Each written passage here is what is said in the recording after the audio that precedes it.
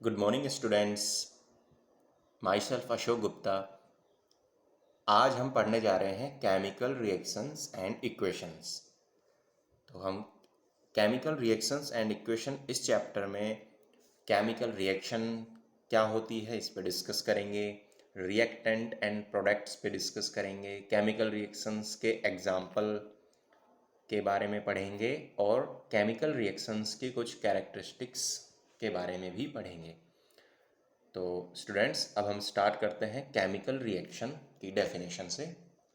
तो chemical reaction क्या होती है?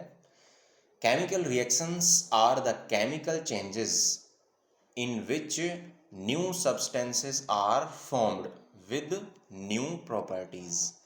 इसका मतलब केमिकल रिएक्शन वो केमिकल चेंजेस हैं जिसमें नए सब्सटेंसेस बनते हैं नई प्रॉपर्टी के साथ। तो इसको हम समझते हैं एक एग्जाम्पल के साथ। तो एग्जाम्पल है बर्निंग ऑफ मैग्नीशियम रिबन। तो इसमें हम क्या करते हैं, when magnesium ribbon burns in air it combines with the oxygen of air to form magnesium oxide. तो इसमें हमें क्या पता चलता है, जब मैग्नीशियम को बर्न किया जाता है एयर में तो वो एयर की ऑक्सीजन के साथ कंबाइन होकर मैग्नीशियम ऑक्साइड का निर्माण करता है। तो इसे हमने यहाँ पे प्रैक्टिकली करके दिखाया हुआ है कि एक वॉच ग्लास लेते हैं, इस वॉच ग्लास में मैग्नीशियम रिबन को बर्न करते हैं। जब हमने मैग्नीशियम रिबन को बर्न किया तो मैग्नीशियम ऑक्साइड इस वॉच ग्लास में जमा हो गया नीचे। तो स्टूडेंट्स इसमें केमिकल चेंज किस तरह से हुआ उसको समझते हैं। हमने लिया था मैग्नीशियम रिबन, उसकी रिएक्शन हुई एयर की ऑक्सीजन से और प्रोडक्ट बना मैग्नीशियम ऑक्साइड। तो इस तरह से केमिकल चेंजेस आए।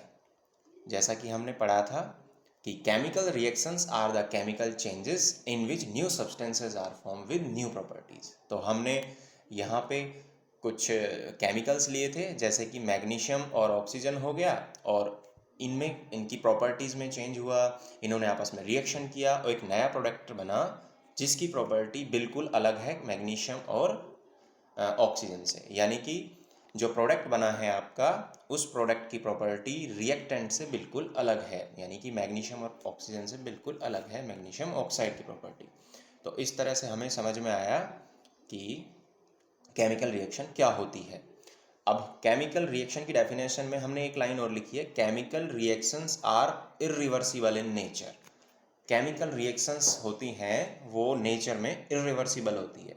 इसका मतलब इसको वापस जो प्रोडक्ट हमारा बनता है उस प्रोडक्ट से कभी भी रिएक्टेंट वापस से नहीं बनाया जा सकता। इस नेचर को कहते हैं इरिवर्सिबिलिटी। तो अब हम पढ़ते हैं। अब हमारे पास दो टर्म आई थी, एक तो रिएक्टेंट और एक प्रोडक्ट। तो रिएक्टेंट और प्रोडक्ट क्या होते हैं इस पर एक नज़र डालते हैं।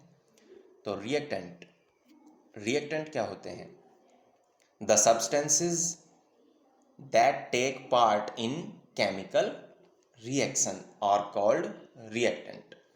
The substances that take part in chemical reaction are called reactant. इसका मतलब जो सब्सटेंसेस केमिकल रिएक्शन की घटना में हिस्सा लेते हैं उन सब्सटेंसेस को रिएक्टेंट कहते हैं, जैसा कि हमने इस एग्जाम्पल में देखा था। इस एग्जाम्पल में ये देखिए स्टूडेंट्स, इस एग्जाम्पल में ये जो एग्जाम्पल हमने अभी पढ़ा था, इस एग्जाम्पल में रिएक्टेंट कौन से हुए? मैग्नीशियम एंड ऑक्सीजन, क्योंकि इस केमिकल रिएक्शन में ये ही दो ऐसे एलिमेंट्स हैं या दो तत्व हैं जो हिस्सा ले रहे हैं इस रिएक्शन में। तो इस तरह से हमने समझा रिएक्टेंट को। अब हम देखते हैं प्रोडक्ट क्या होते हैं। प्रोडक्ट्स को पढ़ते हैं। The new substances produced as a result of chemical reaction are called products। तो जैसा कि हमने इस डेफिनेशन में देखा, वो नए सब्सटेंसेस जो केमिकल रिएक्शन के रिजल्ट में प्राप्त होते हैं, जो रिजल्ट से हमें मिल रहे हैं, वो सभी सब्सटेंसेस प्रोडक्ट्स कहलाते हैं। जैसा कि हमने एग्जाम्पल समझा था अभी, इसमें आपको मैग्नीशियम ऑक्साइड यहाँ पर क्रिएट हो रहा है, तो यही हमारा प्रोडक्ट है। अब आगे बढ़ते हैं स्टूडेंट्स, हम देखते हैं एक नोट हमने डाला हुआ है, इस नोट को पढ़ते हैं। Before burning in air magnesium ribbon is cleaned bye rubbing with sand paper. इसका क्या मतलब है? जब हम मैग्नीशियम रिबन को हवा में जलाते हैं, उससे पहले मैग्नीशियम रिबन को क्लीन करना होता है। क्यों करना होता है, उसका रीजन हम देखते हैं। This is done to remove the layer of magnesium oxide from the surface of magnesium ribbon. Now it is ready to combine with oxygen of air. इसका मतलब क्या है, हमने क्यों उसको सैंड पेपर से रब किया मैग्नीशियम रिबन को? ऐसा हमने इसलिए किया क्योंकि जब मैग्नीशियम रिबन रखा हुआ होता है तो उसके ऊपर मैग्नीशियम ऑक्साइड की एक लेयर बन जाती है। क्योंकि जब वो एयर एटमॉस्फेयर में रखा हुआ होता है तो वो एयर की ऑक्सीजन के साथ रिएक्शन करता रहता है और मैग्नीशियम ऑक्साइड ऑलरेडी वो बना लेता है। तो उस लेयर को हमें हटाना होता है, उसके बाद ही हम उसको जलाते हैं ताकि हमारी ये रिएक्शन, इस रिएक्शन को हम समझ सके जो हमने ऊपर पढ़ी थी। ओके स्टूडेंट्स, अब हम एक दूसरे नोट पर नज़र डालते हैं। ये इसमें लिखा हुआ है other chemical reactions in daily life.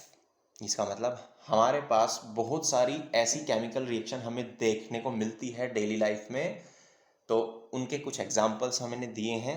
तो फर्स्ट केमिकल रिएक्शन है souring of milk, second is formation of curd from milk, third is cooking of food, fourth one is digestion of food, next respiration, fermentation of grapes, rusting of iron, burning of fuels and burning of candle wax and ripening of fruits। ये सभी chemical reactions हैं जो हमें daily life में देखने को मिलती हैं। ये सभी इर्रिवर्सिबल नेचर में हैं।